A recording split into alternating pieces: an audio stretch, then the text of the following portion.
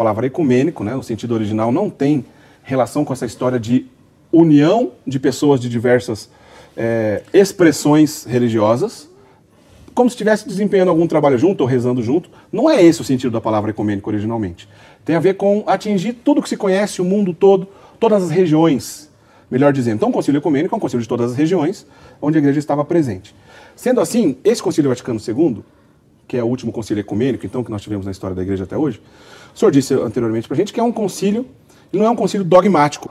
Já que não foi proclamado nenhum dogma, eu não vou aceitar o que a Igreja ensinou aqui. Está correto pensar isso?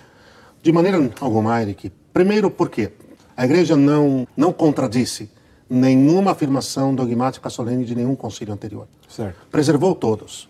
Segundo, guardando o depositum fidei, o conteúdo da fé, o depósito da fé, a Igreja fez apenas ver como nós vamos transmitir a fé católica a este mundo que está mudando a sua característica, que está se tornando cada vez mais reticente, mais refratário à fé, que está cada vez mais desacralizado, posso dizer que está cada vez mais anticatólico.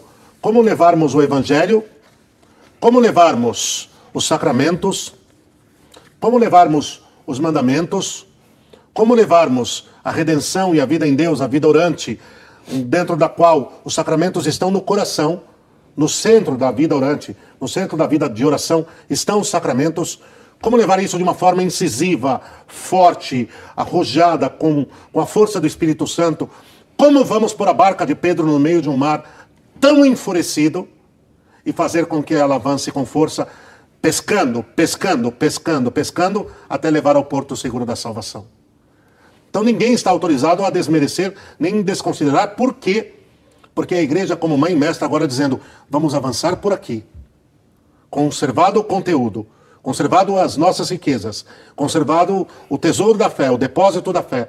Agora nós vamos transmiti-lo partindo para essas realidades e esses expedientes.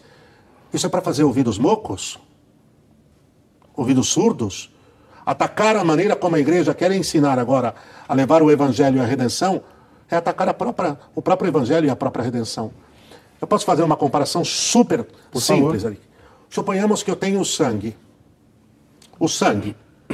do qual um número enorme de pessoas precisam da transfusão para que vivam. Então eu digo que eu aceito o sangue, mas eu não aceito o veículo lícito que vai transportar o sangue para que o sangue chegue até as pessoas. Qual efeito e qual sentido vai ter então eu aceitar o próprio sangue? Porque a verdade estava lá, imutável. Imutável, mas não, preservadíssima. Mas não aceita a maneira na qual o próprio Deus escolheu para que chegasse a verdade até a gente, né? Até a gente, que é o Concílio Vaticano II. A maneira como agora, nesse tempo, veja, é uma nova evangelização segundo aquilo que a própria Igreja definiu, segundo uma metodologia nova, mas a verdade sempre antiga, perfeita e bela. Nova forma de transmissão, que não ataca e não dilui o conteúdo. Veja, eu posso levar esse mesmo sangue de barco, de carro ou de avião. Vai ser o mesmo, não? Claro, claro. Agora, qual dos três veículos vai ser necessário para que alcance o fim ao qual eu pretendo? Que é chegar a todos, sem diluir em nada o conteúdo da fé. Me mostrem, Eric, eu desafio quem está nos assistindo nesse momento. Me mostrem uma única violação do depositum fidei, do depósito da fé, que o Concílio Vaticano II fez.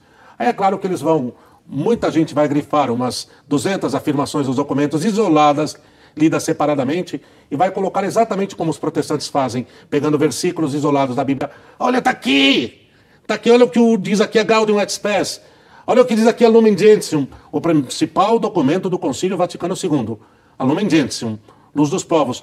Olha o que diz aqui a Sacrosanctum Concilium, a Optatum Totius sobre... Não, vamos ler no todo. Católico, catá, olohom, segundo o todo. Não vem isolar e querer pegar uma frase desconectada do mundo onde ela está posta ali e querer interpretar o todo a partir dessa frase isolada, que não vai conseguir, não. Bom, é claro que o senhor já disse aqui em outra oportunidade, mas essa fala do senhor também já ressalta isso. O senhor percebe, de maneira geral, assim, muita gente que atribui falas ao concílio que, na verdade, ele não disse? O que eu aprendi, Eric? Aprendi de sacerdotes bons, hein? Zelosos, com os quais convivi e convívio. Aquilo que é fato. Uma coisa é o que o Vaticano II disse e que ainda não se descobriu. Queria me deter um pouquinho mais nisso, Eric. O que o Vaticano II disse? Até hoje, nós ainda não mergulhamos no que o Concílio Vaticano II disse para valer, que foi o grande esforço de um homem que era o cardeal Joseph Ratzinger, que pegou um pós-concílio, já que estamos nos concílios ecumênicos, hein? O que acontece é que, me permite, no ano de 1972, o bem-aventurado Paulo VI fez uma alocução desde a Rádio Vaticana para todo mundo. Era o ano de 1972.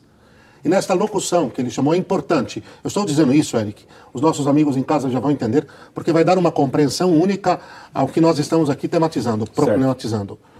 Então, em 72, o bem-aventurado Paulo VI faz uma locução desde a Rádio Vaticano II, desde a Rádio Vaticana, certo, chamada Sede Libero nos Amalo. Sede libera nos amalo, mas livrai-nos do mal.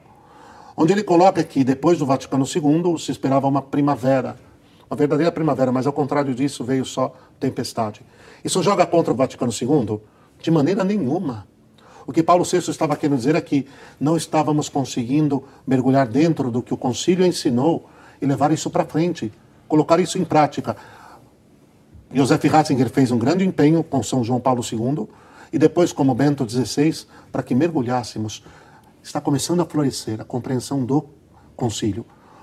O Código de Direito Canônico da Igreja, que é, podemos dizer assim, como que o Estatuto da Igreja, a Constituição da Igreja, né, diz assim: os decretos de um concílio ecumênico somente têm força obrigatória se, havendo sido aprovados pelo Romano Pontífice, juntamente com os padres conciliares, são confirmados pelo Papa e promulgados por mandato seu. Está aí. Paulo VI aprovou. E os bispos aprovaram. Está certo? Um outro discordou, uma minoria. Concordaram. Né? Então, diz aqui o Código, tem força obrigatória. Nós somos obrigados a obedecer ao Concílio Vaticano II. Está no Código de Direito Canônico da Igreja. Cânon 341, parágrafo 1º. Depois, o Papa São João Paulo II disse o seguinte: ao concílio, o Papa João XXIII tinha confiado como tarefa principal guardar e apresentar melhor o precioso depósito da doutrina cristã, para o tornar mais acessível aos fiéis de Cristo e a todos os homens de boa vontade. Então, o que João Paulo fala de que João XXIII queria? Queria, né, exatamente isso, que a doutrina cristã fosse explicada de maneira mais clara. Ele fala, para tornar mais acessível aos fiéis de Cristo e a todos os homens de boa vontade.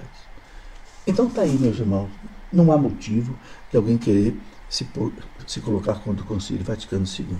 Quem fizer isso está pecando contra a Igreja. Por quê? Porque se alguém quiser anular o Concílio Vaticano II, então vamos anular todos os 20 anteriores. Porque, tanto quanto os 20 anteriores, o Concílio Vaticano II foi legítimo, convocado por um Papa e aprovado em seus todos os documentos pelo Papa. Ok?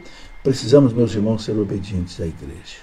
Quem se põe contra a Igreja, quem se põe contra os Papas, olha, são 4 Papas, 4, podemos dizer 5, que aprovaram os concílios. João XXIII, Paulo VI, João Paulo I, João Paulo II, Bento XVI e Francisco, são 6, mais do que 5. Então não há motivo para a gente se colocar contra o concílio. Nós temos que ser o contrário. Primeiro, dar graças a Deus por esta primavera da Igreja, como diz João Paulo II. Segundo, conhecer esses documentos. E terceiro, viver esses documentos. Eu conheço esses documentos. Eu amo. Para mim, 3 documentos básicos na minha vida hoje: a Bíblia, o Catecismo da Igreja e o Compêndio do Concílio Vaticano II. São, assim, textos básicos para todo o meu trabalho que eu faço, livro que escrevo, palestra que faço, aula que dou. Não saio dessa trilogia. E ainda uso, claro, os outros documentos, como Código de Direito Canônico, Encíclica dos Papas e etc. O que o Papa Bento XVI, desde os dias de cardeal Joseph Ratzinger, tanto, Eric, bateu na tecla, que era preciso resgatar o concílio.